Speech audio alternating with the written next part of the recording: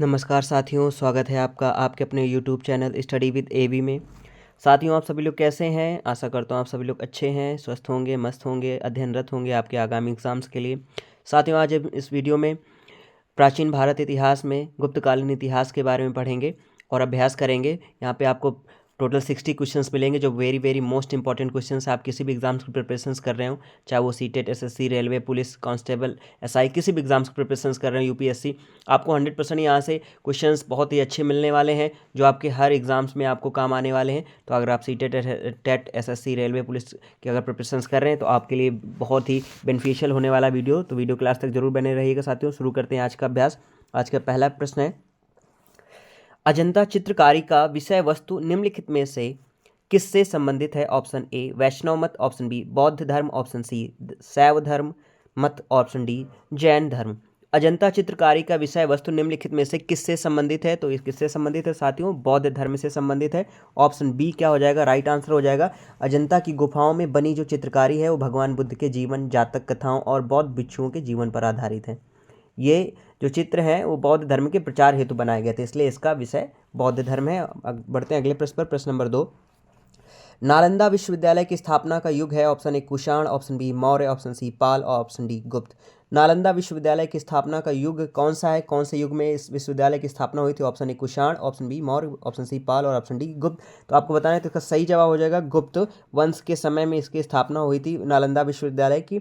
Option D इसका क्या होगा? राइट आंसर हो जाएगा। और ये भी अगर आपसे पूछा जाए कि किसने बनवाया था, तो याद रखिएगा कि नालंदा विश्वविद्यालय की स्थापना कुमार गुप्त प्रथम, जो गुप्त वंश के शासक थे, और 5वीं सदी में इसका हुआ था निर्माण, और यह गुप्त काल की एक महान शैक्षणिक उपलब्धि थी। अगले प्रश्न पर बढ़ते। प्रश्न नंबर 3, चंद्रगुप्त द्वितीय ने अपने किस विजय की खुशी में चांदी के विशेष सिक्के जारी किए? ऑप्शन ए शकों को पराजित करने के बाद, ऑप्शन बी इनमें से कोई नहीं, ऑप्शन सी हूणों को परास्त करने के बाद, ऑप्शन डी वाहलिक प्रदेश को जीतने के बाद। तो चंद्रगुप्त द्वितीय ने अपने किस विजय की खुशी में चांदी के विशेष सिक्के जारी किए थे? तो इसका सही जवाब हो जाएगा, यानी शकों को पराजित करने के बाद उन्होंने चांदी के सिक्के जारी किए थे। तो ऑप्शन ए इसका क्या हो जाएगा? सही जवाब हो जाएगा।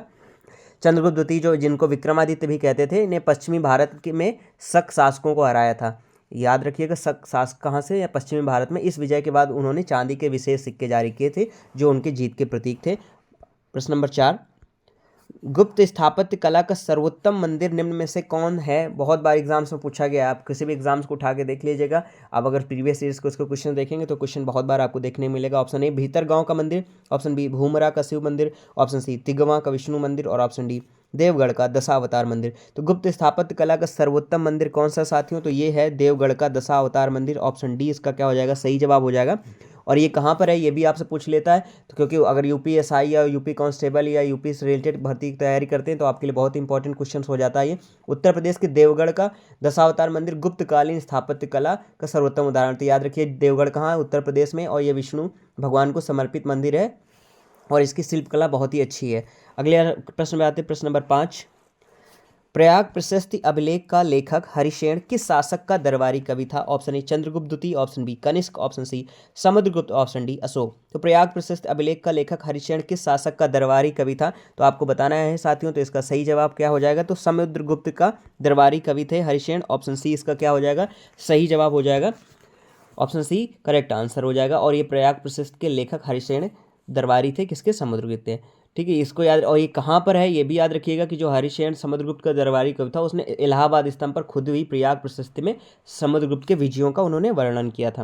प्रश्न नंबर 6 पर आते हैं। कन्नौज को सर्वप्रथम महत्ता प्रदान करने वाले कौन थे? ऑप्शन ए मौखरी वंश के, ऑप्शन बी कुषाण वंश के, ऑप्शन सी गुप्त वंश और ऑप्शन डी मौर्य वंश। तो कन्नौज को सर्वप्रथम महत्ता प्रदान करने वाले थे तो कौन से? वो मौखरी वंश के थे शासक। ऑप्शन आपका ए क्या हो जाएगा? सही जवाब हो जाएगा। मौखरी वंश के शासकों ने कन्नौज को अपनी राजधानी बनाकर उसे राजनीतिक और सांस्कृतिक महत्व दिया। साथियों, आपको वीडियो कैसा लग रहा है जरूर बताइएगा मेरे प्यारे साथियों कमेंट बॉक्स में। अगर आपको अच्छा लग रहा हो तो लाइक कर दीजिएगा, चैनल को सब्सक्राइब नहीं किया तो सब्सक्राइब करके बेल आइकन को प्रेस कर लीजिएगा। साथ ही साथ अगर आप इस चैनल पर नए हैं तो चैनल में प्लेलिस्ट बनी हुई है, अगर पिछली क्लास की वीडियो आप देखना चाहते हैं तो वहाँ पर आप विजिट कर सकते हैं। सारे आपको जीएस से रिलेटेड टॉपिक मिलेंगे। और अगर आप सीटेट की प्रिपरेशन कर रहे हैं तो सीटेट के लिए अलग आपको प्लेलिस्ट मिलेंगी, वहाँ पर आपको सारे सब्जेक्ट की प्रिपरेशन के वीडियो आपको मिलेंगे जो आपके एग्जाम्स के लिए बहुत ही हेल्पफुल होंगे, आपको एग्जाम में 100% सफलता दिलाने में सहायक होंगे। बढ़ते हैं अगले प्रश्न पर। प्रश्न नंबर 7, किस गुप्तकालीन शासक को कविराज कहा गया? ऑप्शन ए चंद्रगुप्त द्वितीय, option B Skandagupta, option C Samudragupta और ऑप्शन डी श्रीगुप्त। तो किस गुप्तकालिक शासक को कविराज कहा गया? तो किसे कहा गया? तो समुद्रगुप्त को कहा गया। ऑप्शन सी क्या हो जाएगा? सही जवाब हो जाएगा। समुद्रगुप्त स्वयं एक महान कवि और संगीत प्रेमी थे और उनकी जो कविताएं और कला जो प्रेम के कारण उन्हें क्या कहा जाता था? कविराज भी कहा जाता। तो ऑप्शन सी इसका सही जवाब हो जाएगा। बढ़ते हैं अगले प्रश्न पर। प्रश्न नंबर 8, गुप्त शासकों द्वारा जारी किए गए चांदी के सिक्के कहलाते थे? ऑप्शन ए कारसापण, ऑप्शन बी पर्ण, ऑप्शन सी रूपक और ऑप्शन डी दीनार। तो गुप्त शासकों द्वारा जारी किए गए चांदी के सिक्के कहलाते थे तो क्या उनको कहते थे? रूपक कहते थे। ऑप्शन सी क्या हो जाएगा? सही जवाब हो जाएगा रूपक। यानी गुप्त शासकों के स्वर्ण सिक्के यहाँ पे रूपक कहलाते थे और गुप्तकालीन जो शासक द्वारा थे उनको जारी किए गए थे। तो ऑप्शन आपका सी क्या हो जाएगा? सही जवाब हो जाएगा। लेकिन कहीं कहीं पे उनको दिनार भी कहलाते थे। ठीक है, याद रखिएगा। ठीक है साथियों, याद रखिएगा, चांदी और सोने में कंफ्यूज मत होइएगा। गुप्त शासकों द्वारा जो चांदी के सिक्के जारी किए गए थे उनको रूपक कहा गया था और जो स्वर्ण सिक्के थे उनको दिनार कहा गया था। तो इसे भी याद रखिएगा, कंफ्यूज मत होइएगा बिल्कुल भी। बढ़ते हैं अगले प्रश्न पर। प्रश्न नंबर 9, फाह्यान द्वारा रचित ग्रंथ फोकुओकी में निम्न में से किसका विवरण नहीं मिलता है? ऑप्शन ए बौद्ध राज्यों का, ऑप्शन बी बौद्ध मंदिरों स्तूपों एवं विहारों का, ऑप्शन सी गौतम बुद्ध के उपदेशों का और ऑप्शन डी बौद्ध धर्म के सिद्धांतों का। तो फाह्यान द्वारा रचित ग्रंथ फोकुओकी में निम्न में से किसका विवरण नहीं मिलता है? तो वो मिलता है गौतम बुद्ध के उपदेशों जो उन्होंने दिया था उसका वर्णन नहीं मिलता। तो ऑप्शन सी क्या हो जाएगा? राइट आंसर हो जाएगा। यानी जो फाह्यान ने भारत में बौद्ध धर्म, विहार, स्तूप, भिक्षुओं और बौद्ध राज्यों का तो वर्णन किया लेकिन बुद्ध के उपदेशों का दार्शनिक विवरण नहीं दिया। अगले प्रश्न पर आते हैं। प्रश्न नंबर 10, गुप्तकालीन शासन प्रणाली किस प्रकार की थी? ऑप्शन ए इनमें से कोई नहीं, ऑप्शन बी लोकतांत्रिक, ऑप्शन सी राजतंत्रात्मक, ऑप्शन डी गणतंत्रात्मक। तो गुप्तकालीन शासन प्रणाली किस प्रकार की थी? तो ये कैसी थी? राजतंत्रात्मक थी। ऑप्शन सी क्या हो जाएगा? राइट आंसर हो जाएगा। Option C is the correct answer. Next question पर आते हैं। क्वेश्चन नंबर 11, प्राचीन भारत में गुप्त काल से संबंधित गुफा चित्रांकन के केवल 2 उदाहरण उपलब्ध हैं। इनमें से एक अजंता की गुफाओं में किया गया चित्रांकन है। गुप्त काल के चित्रांकन का दूसरा अवशिष्ट उदाहरण किस स्थान पर उपलब्ध है? ऑप्शन ए एलोरा गुफाएं, ऑप्शन बी नासिक गुफाएं, ऑप्शन सी बाघ गुफाएं और ऑप्शन डी लोमस ऋषि गुफा। तो कहाँ पर मिलता है साथियों? तो इसका सही जवाब आपको बताना है। तो इसका सही जवाब हो जाएगा ऑप्शन सी बाघ गुफाएं जो हैं वो कहाँ पर हैं? आपकी मध्य प्रदेश राज्य में है।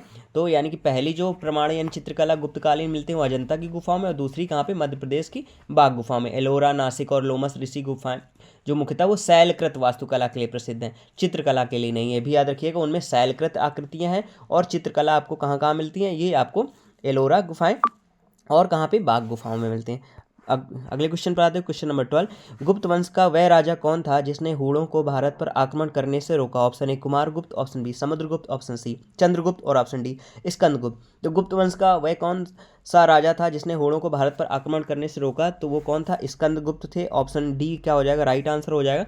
हूण आक्रमण भारत के लिए सबसे बड़ा खतरा था तो स्कंदगुप्त ने हूणों को पराजित करके भारत की रक्षा की, इसलिए इसे उन्हें गुप्त वंश का महान रक्षक भी कहा जाता है।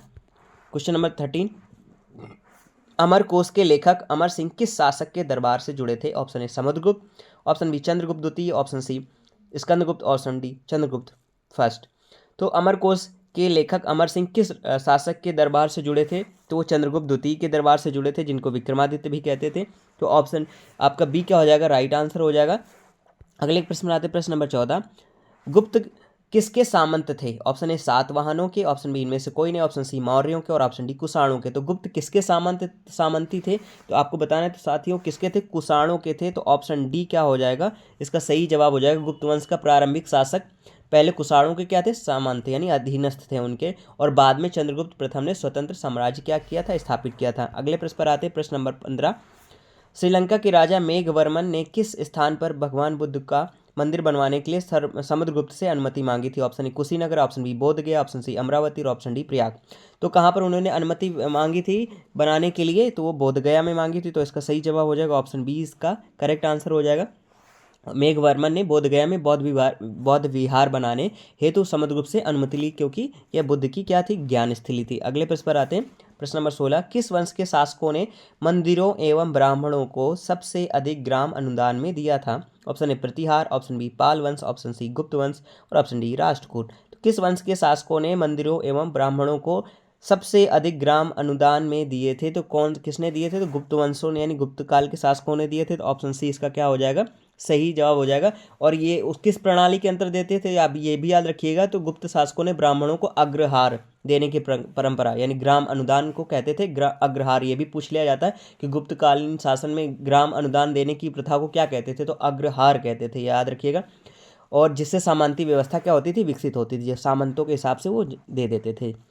अगली प्रश्न 17, इतिहासकार V.A. स्मिथ ने किसकी विजयों से प्रभावित होकर उसे भारत का नेपोलियन कहा है? ऑप्शन ए समुद्रगुप्त को, ऑप्शन बी ब्रह्मगुप्त को, ऑप्शन सी स्कंदगुप्त को और ऑप्शन डी चंद्रगुप्त को।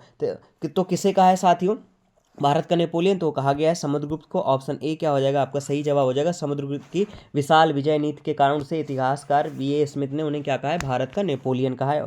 ऑप्शन ए इसका सही जवाब। अगले प्रश्न पर आते प्रश्न नंबर 18, नगरों का क्रमिक पतन किस काल की एक महत्वपूर्ण विशेषता थी? ऑप्शन ए सातवाहन युग, option B Rashtrakuta, option C Gupta काल और ऑप्शन डी प्रतिहार काल। तो नगरों का क्रमिक पतन किस काल की एक महत्वपूर्ण विशेषता थी? तो ये थी गुप्त काल की। ऑप्शन सी क्या हो जाएगा? राइट आंसर हो जाएगा। और क्यों था ऐसा? क्योंकि गुप्त काल के बाद व्यापार घटने लगा, जिससे नगर क्या होने लगे? उजड़ने लगे और गाँवों का महत्व बढ़ा। अगले प्रश्न पर आते प्रश्न नंबर 19, मिहिर कुल का संबंध था? Option A Kushan, option B Maurya, option C होड़ वंश, ऑप्शन डी गुप्त वंश। तो मिहिर कुल का संबंध यानी जो मिहिर कुल राजा था यानी उसका किस वंश से संबंध था? तो आपको बताना ये होड़ वंश से संबंधित था। तो ऑप्शन सी क्या हो जाएगा?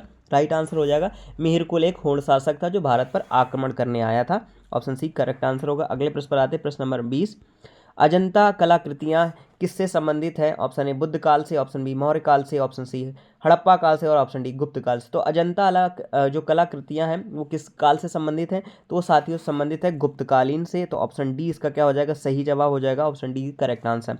बढ़ते हैं अगले प्रश्न पर प्रश्न नंबर 21, चंद्रगुप्त द्वितीय के काल में विद्या कला व साहित्य का महान केंद्र कौन सा था? Option A Ujjain, option B Varanasi, option C Dharwad, option D Vidisha. तो चंद्रगुप्त द्वितीय के काल में विद्या कला व साहित्य का महान केंद्र कौन सा था? तो इसका सही जवाब हो जाएगा उज्जैन। ऑप्शन ए इसका करेक्ट आंसर हो जाएगा। महाकाल की नगरी उज्जैन यानी उज्जैन विद्या कला ज्योतिष और साहित्य का सबसे बड़ा केंद्र था। कालिदास, वाराह मिहिर, अमर सिंह जैसे विद्वान वहीं रहते थे। तो याद रखिएगा, जो मैं साथ में एक्सप्लेनेशन बता रहा हूँ उसको भी याद रखिएगा क्योंकि इससे भी क्वेश्चंस आपको मिलेंगे 100%।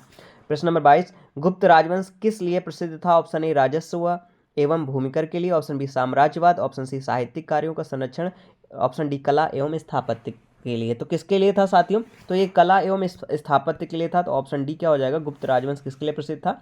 कला एवं स्थापत्य के, क्योंकि अजंता की गुफाएं, मंदिर निर्माण, मूर्ति कला ये सब क्या थे? गुप्त काल के समय पे ही थे। तो ऑप्शन इसका डी राइट आंसर हो जाएगा। प्रश्न नंबर 23, फायहान कहाँ का निवासी था?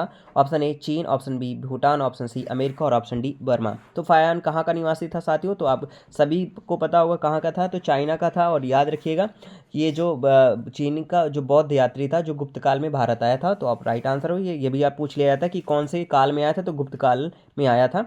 अगले प्रश्न पर आते प्रश्न नंबर 24, गुप्त राजा जिसने विक्रमादित्य की उपाधि ग्रहण की थी? Option A Kumaragupta, option B Skandagupta, option C Samudragupta और ऑप्शन डी चंद्रगुप्त द्वितीय। तो गुप्त राजा जिसने विक्रमादित्य की उपाधि ग्रहण की थी तो कौन थे? उनको चंद्रगुप्त द्वितीय को यानी विक्रमादित्य भी कहते थे। तो ऑप्शन डी इसका क्या हो जाएगा? सही जवाब हो जाएगा। अगले प्रश्न पर आते प्रश्न नंबर 25, परम भागवत उपाधि धारण करने वाला प्रथम गुप्त शासक था? ऑप्शन ए चंद्रगुप्त प्रथम, option B Samudragupta, option C Chandragupta द्वितीय और ऑप्शन डी रामगुप्त। तो परम भागवत उपाधि धारण करने वाला प्रथम गुप्त शासक कौन था साथियों? तो ये थे समुद्रगुप्त। तो ऑप्शन बी क्या हो जाएगा? आपका राइट आंसर हो जाएगा। समुद्रगुप्त ने धारण की थी और वे विष्णु के भी उपासक थे, तो इसलिए अपने आप को परम भागवत की उपाधि उन्होंने धारण करी थी। अगले प्रश्न पर आते प्रश्न नंबर 26, भारतीय संस्कृति का स्वर्ण युग था किसे कहा जाता था? ऑप्शन ए राजपूत काल, ऑप्शन बी मौर्य काल, ऑप्शन सी चोल काल और ऑप्शन डी गुप्त काल। तो भारतीय संस्कृति का स्वर्ण युग किसे कहते थे? तो ये गुप्त काल को कहते थे। भारत का स्वर्ण काल यानी गुप्त काल के समय में था। तो ऑप्शन आपका डी क्या हो जाएगा? राइट आंसर हो जाएगा। अगले प्रश्न पर आते प्रश्न नंबर 27, चंद्रगुप्त प्रथम ने गुप्त संवत का प्रारंभ किस उपलक्ष्य में किया? ऑप्शन ए इनमें से कोई नहीं, ऑप्शन बी होड़ों को परास्त करने के उपलक्ष्य में, ऑप्शन सी शकों के उन्मूलन के उपलक्ष्य में और ऑप्शन डी अपने राज्यारोहण के स्मारक के रूप में। तो चंद्रगुप्त प्रथम ने गुप्त संवत का प्रारंभ किस उपलक्ष्य में किया था ये आपको बताना है। तो ये किस उपलक्ष्य में उन्होंने किया था? तो उन्होंने किया था अपने राज्यारोहण के स्मारक के रूप में। तो ऑप्शन डी इसका क्या हो जाएगा? सही जवाब हो जाएगा। अपने जब उनका राज्याभिषेक हुआ था, राज्यारोहण हुआ था, तब उन्होंने इसके लिए बनवाया था। अगले प्रश्न पर आते हैं जो गुप्त संवत का प्रारंभ किया था। अगले प्रश्न पर 28, गुप्त काल को प्राचीन भारत का क्लासिकल युग क्यों कहा जाता है? ऑप्शन ए उपर्युक्त सभी के कारण, ऑप्शन बी व्यापार में अभूतपूर्व प्रगति के लिए, ऑप्शन सी प्रचुर मात्रा में स्वर्ण सिक्के और ऑप्शन डी कला व साहित्य के क्षेत्र में सर्वोच्च उपलब्धियां। तो गुप्त काल को प्राचीन भारत का क्लासिकल युग क्यों कहा जाता है? तो वो कहा जाता था कला एवं साहित्य के क्षेत्र में उत्कृष्टता के कारण। तो ऑप्शन आपका क्या हो जाएगा? डी इसका क्या हो जाएगा? सही जवाब हो जाएगा। कला, साहित्य, विज्ञान, गणित सभी क्या थे? सर्वोच्च स्तर पर थे उस टाइम पे, तो उसको क्लासिकल युग कहते थे। प्रश्न नंबर 29, सारनाथ के धम्मेक स्तूप का निर्माण किस काल में हुआ? Option A Kushan, option B Gupta, option C Sunga और ऑप्शन डी मौर्य। तो सारनाथ के धम्मेक स्तूप का निर्माण किस काल में हुआ था साथियों? तो ये मौर्य काल में हुआ था। ऑप्शन डी इसका क्या हो जाएगा? सही जवाब हो जाएगा। और ये कब हुआ था? जब मौर्य काल में, जब अशोक का शासन था उस टाइम पे। तो ऑप्शन डी इसका सही जवाब होगा। अगले प्रश्न पर आते, प्रश्न नंबर 30, गुप्त युग में भू राजस्व की दर थी? ऑप्शन ए उपज का चौथा भाग, ऑप्शन बी उपज का आठवां भाग और ऑप्शन सी उपज का छठा भाग और ऑप्शन डी उपज का आधा भाग। बहुत बार क्वेश्चन आया है साथियों, आपके प्रिपरेशन अगर कर रहे हैं तो आपको जरूर पता होगा कि कितना इंपॉर्टेंट क्वेश्चन थे। तो गुप्त युग में भू राजस्व की दर कितनी थी? तो उपज का कितना हिस्सा देना पड़ता था? उपज का छठा भाग। तो ऑप्शन सी इसका क्या हो जाएगा? सही आंसर हो जाएगा 1/6 भाग। तो साथियों आपके आधे प्रश्न हो चुके हैं। अपना स्कोर जरूर बताइएगा वीडियो के लास्ट में, और आपको कैसा लगा जरूर बताइएगा। वीडियो अच्छा लगा तो लाइक कर दीजिए, चैनल को सब्सक्राइब अभी तक नहीं किया तो सब्सक्राइब जरूर कर लें, जिससे आपको अच्छे वीडियो के नोटिफिकेशंस मिलते रहो, आपकी प्रिपरेशन जारी रहे। बढ़ते हैं अगले प्रश्न पर, प्रश्न नंबर 31, मंदिर निर्माण कला का जन्म सर्वप्रथम कब हुआ? ऑप्शन ए कुषाण काल में, ऑप्शन बी मौर्य काल में, ऑप्शन सी सिंधु काल में और ऑप्शन डी गुप्त काल में। तो मंदिर निर्माण कला का जन्म सर्वप्रथम कब हुआ? तो ये हुआ गुप्त काल में। ऑप्शन डी इसका क्या हो जाएगा? सही जवाब हो जाएगा। भारत में पत्थर के जो स्थायी मंदिरों की शुरुआत वो गुप्त काल में ही हुई थी, वो 4वीं से 6वीं शताब्दी में। ठीक है।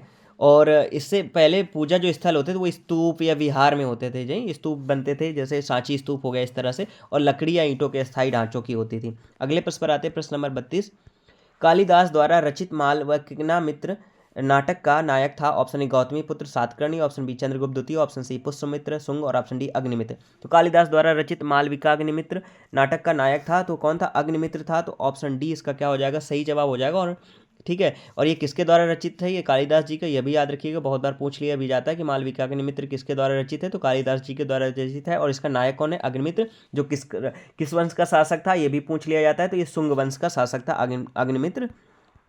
अगले प्रश्न पर आते, प्रश्न नंबर 33, समुद्रगुप्त की सैनिक उपलब्धियों का वर्णन उसके किस अभिलेख में उपलब्ध है? ऑप्शन ए प्रयाग के, ऑप्शन बी नालंदा के, ऑप्शन सी एरण के और ऑप्शन डी गया के। तो समुद्रगुप्त की सैनिक उपलब्धियों का वर्णन उसके किस अभिलेख में उपलब्ध है? तो ये है प्रयागराज के जो अभिलेख है उसमें वर्णित है। तो ऑप्शन ए इसका सही जवाब हो जाएगा। प्रयाग प्रशस्त यानी इलाहाबाद जो स्तंभ लेख है में समुद्रगुप्त की विजयों और यात्राओं का और युद्धों का वर्णन है उसमें। अगले प्रश्न पर आते, प्रश्न नंबर 34, दिल्ली के मेहरौली के कुतुब उल इस्लाम मस्जिद के प्रांगण में स्थित प्रसिद्ध लौह स्तंभ किसकी स्मृति में है? Option A Chandra, option B Harsha, option C Ashoka और ऑप्शन डी अनंगपाल। तो ये किसकी प्रसिद्धि में ये जो लौह स्तंभ है मेहरौली में है, ये आपको बताना है। तो इसका सही जवाब हो जाएगा जो चंद्रगुप्त थे उनकी स्मृति में थे। ऑप्शन ए इसका सही जवाब हो जाएगा। जो यह स्तंभ गुप्त शासक चंद्र यानी संभावित जो लगभग विक्रमादित्य जिनको कहते थे चंद्रगुप्त द्वितीय की विजय की स्मृति में बनाया गया था। अगले प्रश्न पर आते, प्रश्न नंबर 35, अजंता की गुफाओं में किन गुफाओं का निर्माण गुप्त काल में हुआ? ऑप्शन ए दूसरी, तीसरी, चौथी, ऑप्शन बी सभी गुफाओं का, ऑप्शन सी 16वीं, 17वीं और 19वीं और ऑप्शन डी 14वीं, 15वीं और 16वीं। तो अजंता की गुफाओं में किन गुफाओं का निर्माण गुप्त काल में हुआ? तो इसका सही जवाब आपको बताना है। तो ये हुआ 16वीं, 17वीं और 19वीं, यानी ऑप्शन सी इसका सही जवाब हो जाएगा। जो अजंता की गुफा 16, 17 और 19 नंबर की है वो गुप्त काल में ही बनी थी, और इनमें बौद्ध चित्रकला व स्थापत्य कला का क्या है? उत्कृष्ट प्रदर्शन किया गया।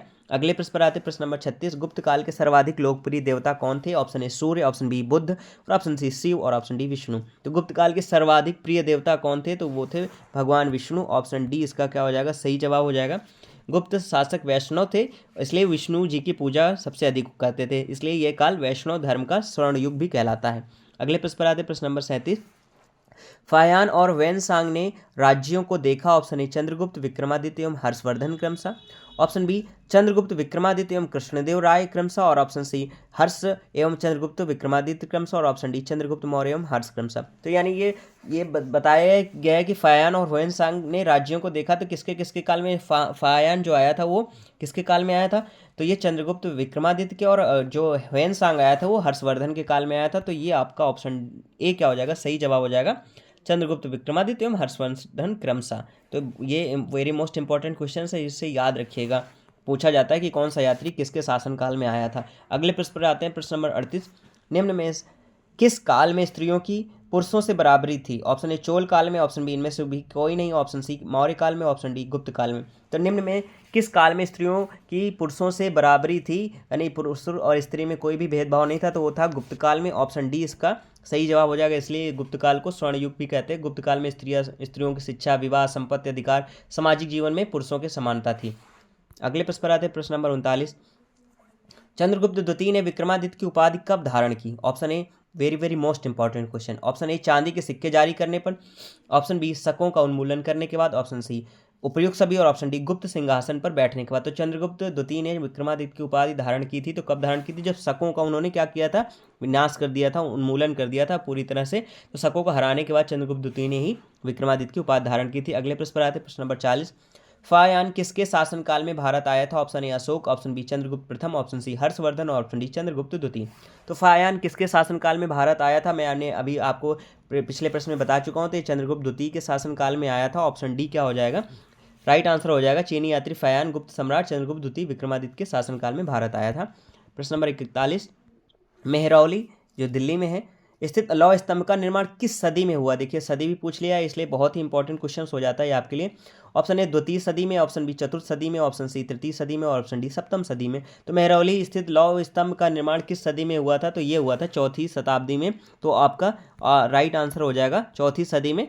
तो ऑप्शन बी करेक्ट आंसर हो जाएगा। और किसने निर्माण कराया था? तो ये भी याद रखिएगा, जो दिल्ली का लौह स्तंभ है जो गुप्त शासक चंद्रगुप्त विक्रमादित्य, जिनको चंद्रगुप्त द्वितीय भी कहते थे, उन्होंने बनवाया था, और ये चौथी शताब्दी ईस्वी में बनवाया था। और ये इसकी सबसे अच्छी खास बात क्या है कि आज भी इसमें जंग नहीं लगा है ये लौह स्तंभ। तो बहुत अच्छी बात है कि इतने पुराना होने के बावजूद भी ये ऐसे खड़ा है, लेकिन इसमें जंग नहीं लगा। अगले प्रश्न पर आते हैं, प्रश्न नंबर 42, उत्तर गुप्त युग में जो विश्वविद्यालय प्रसिद्ध हुआ वह था? Option A Kanchi, option B Taxila, option C Vallabhi, और ऑप्शन डी नालंदा।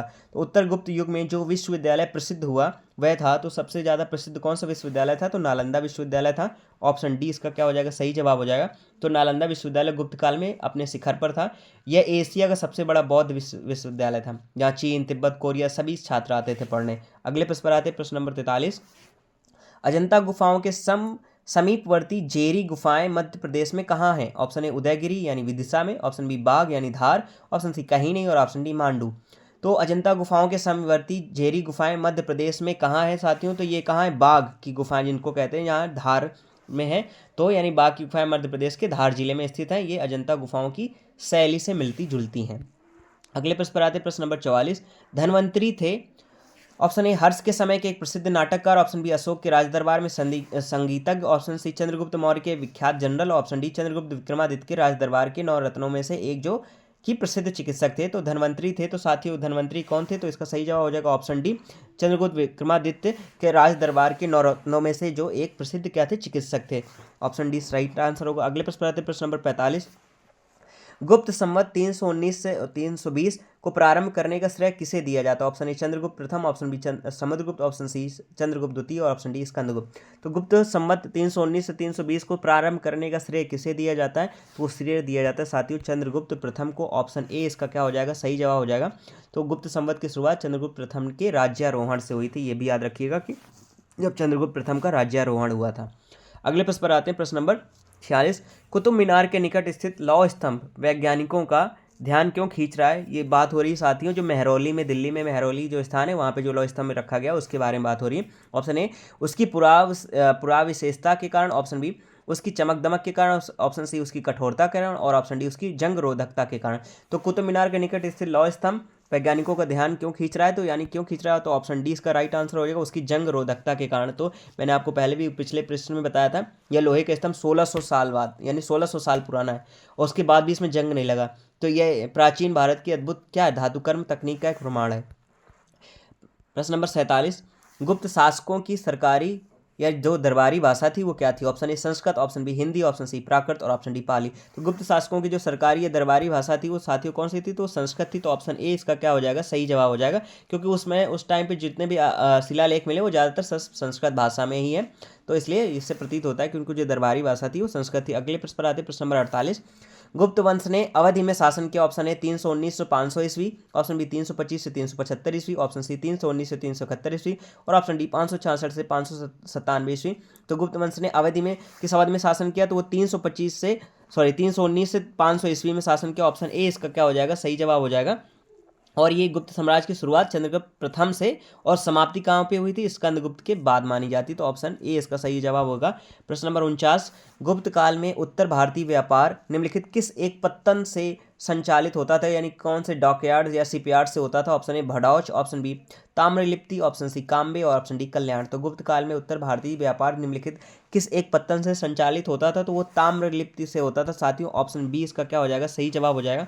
और ये पूछा जाए कहाँ पर है, तो यह पश्चिम बंगाल में है और गुप्त काल का सबसे बड़ा बंदरगाह भी था। और यहाँ से कहाँ कहाँ व्यापार होता था, ये गया आपसे पूछ लिया जाए तो बता सकते हैं आप, चीन, रोम और अन्य देशों में भी होता था। अगले प्रश्न पर आते हैं, प्रश्न नंबर 50, गुप्त शासन के दौरान निम्नलिखित में से ऐसा व्यक्ति कौन था जो एक महान खगोल विज्ञानी और गणितज्ञ था। Option A Banabhatta, option C Bhanugupta, option C Aryabhata और इनमें से कोई नहीं। तो गुप्त कौन थे साथियों जो गुप्त का शासन में ऐसे व्यक्ति थे जो एक महान खगोल वैज्ञानिक भी और गणितज्ञ थे, तो सभी को पता होगा। ऑप्शन सी इसका क्या हो जाएगा, आर्यभट्ट। इनके नाम पे बहुत सारे सैटेलाइट भी बनाए गए इसी वजह से, ठीक है, याद रखिएगा। और इन्होंने क्या क्या खोज की, तो ये भी अगर आपसे पूछे तो ये भी बता सकते हैं। पृथ्वी के घूमने की बात बताई इन्होंने, पाई का भी इन्होंने ईमान बताया, ग्रहों की गति के बारे में बताया, तो बहुत सारी चीज़ों के बारे में इन्होंने बताया। तो आर्यभट्ट इसका आंसर हो जाएगा। अगले प्रश्न पर आते हैं, प्रश्न नंबर 51, गुप्त वंश का संस्थापक कौन था। Option A Chandragupta, option B Shrigupta, option C Ghatotkacha Gupta और ऑप्शन डी इनमें से कोई नहीं। तो गुप्त वंश का संस्थापक कौन था, तो संस्थापक जो माना जाता है वो साथियों किसे माना जाता है, तो श्रीगुप्त जी को माना जाता है। तो ऑप्शन बी इसका क्या हो जाएगा, राइट आंसर हो जाएगा। ऑप्शन बी करेक्ट आंसर हो जाएगा। तो ये गुप्त वंश का प्रथम ज्ञात शासक है, उसी ने गुप्त साम्राज्य की नींव रखी। अगले प्रश्न पर आते हैं, प्रश्न नंबर 52, कुमार संभव महाकाव्य किस कवि ने लिखा। Option A Kalidasa, option B Banabhatta, option C Chandbardai, option D Harisena. तो कुमार संभव महाकाव्य किस कवि ने लिखा, तो ये लिखा महाकवि कालिदास ने लिखा। ऑप्शन ए इसका क्या हो जाएगा, सही जवाब हो जाएगा। अगले प्रश्न पर आते हैं, प्रश्न नंबर 53, एरण अभिलेख का संबंध किस शासक से है। Option A Bhanugupta, option B Chandragupta द्वितीय, option C Brahmagupta, option D Chandragupta प्रथम। तो एरण अभिलेख का संबंध किस शासक से है साथियों, तो ये किस शासक से मिलता है, तो भानुगुप्त से मिलता है। तो ऑप्शन ए इसका क्या हो जाएगा, सही जवाब हो जाएगा। एरण अभिलेख मध्य प्रदेश में स्थित है, ये भी याद रखिएगा, और ये गुप्त शासक भानुगुप्त से संबंधित है। अगले प्रश्न पर आते हैं, प्रश्न नंबर 54, स्कंदगुप्त को किस स्तंभ लेख में सक्रोपम कहा गया है। Very very most important question. Option A UPPSC इस तरह के क्वेश्चन बहुत पूछता है। ऑप्शन ए प्रयाग प्रशस्ति, ऑप्शन बी जूनागढ़ अभिलेख, ऑप्शन सी कौहम स्तंभ लेख और ऑप्शन डी मंदसौर लेख। तो स्कंदगुप्त को किस स्तंभ लेख में सक्रोपम कहा गया है, तो वो कहा गया है कौहम स्तंभ लेख में। ऑप्शन सी इसका क्या हो जाएगा, राइट आंसर हो जाएगा। और ये कब बनाया गया था, ये भी अगर आपसे पूछ लिया तो बता सकते हैं। जब स्कंदगुप्त ने होड़ों पर विजय प्राप्त की थी तो उन्हें सक्रोपम कहा गया था, और यह उपाधि कौहम स्तंभ लेख में मिलती है।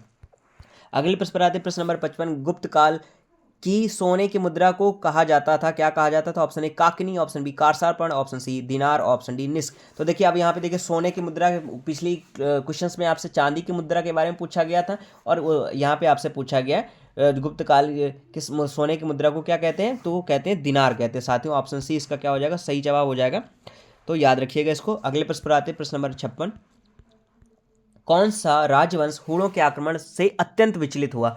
Option A Maurya, option B Gupta, option C Shunga और ऑप्शन डी कुषाण। तो कौन सा राजवंश हूणों के आक्रमण से अत्यंत विचलित हुआ, तो वो था गुप्त वंश। तो ऑप्शन बी क्या हो जाएगा, सही जवाब हो जाएगा। Option B is the correct answer होगा।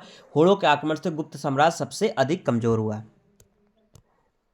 अगले प्रश्न पर आते हैं, प्रश्न नंबर 57, सेतुबंध का रचनाकार प्रवरसेन द्वितीय किस वंश का शासक था। Option A Satavahana, option B Shaka, option C Kadamba, option D वाकटक। तो सेतुबंध का रचनाकार प्रवरसेन द्वितीय किस वंश का शासक था, तो वो शासक था साथियों कौन से, आपको बताना है, तो ये कौन सा था, वाकटक। ठीक है, तो याद रखिए वाकटक का शासन था। ऑप्शन डी इसका राइट आंसर हो जाएगा। प्रवरसेन द्वितीय वाकटक वंश का शासक था और उसने नहीं क्या की थी, सेतुबंध ग्रंथ की रचना की थी। अगले प्रश्न पर आते हैं, प्रश्न नंबर 58, कुछ विद्वानों के अनुसार कवि कालिदास किसके राज कवि थे। ऑप्शन ए चंद्रगुप्त द्वितीय Vikramaditya, option B Harsha, option C Chandragupta Maurya, option D Samudragupta. तो कुछ विद्वानों के अनुसार जो महाकवि कालिदास थे वो किसके राज कवि थे, तो चंद्रगुप्त द्वितीय विक्रमादित्य के समय के माने जाते हैं। तो ऑप्शन ए इसका सही जवाब हो जाएगा। अगले प्रश्न पर आते हैं, प्रश्न नंबर 59, सेकेंड लास्ट क्वेश्चन साथियों, गुप्त वंश के किस शासक ने सर्वप्रथम महाराजाधिराज की उपाधि धारण की। ऑप्शन ए समुद्रगुप्त ने, ऑप्शन बी चंद्रगुप्त ने, ऑप्शन डी घटोत्कच गुप्त ने और ऑप्शन डी श्रीगुप्त ने।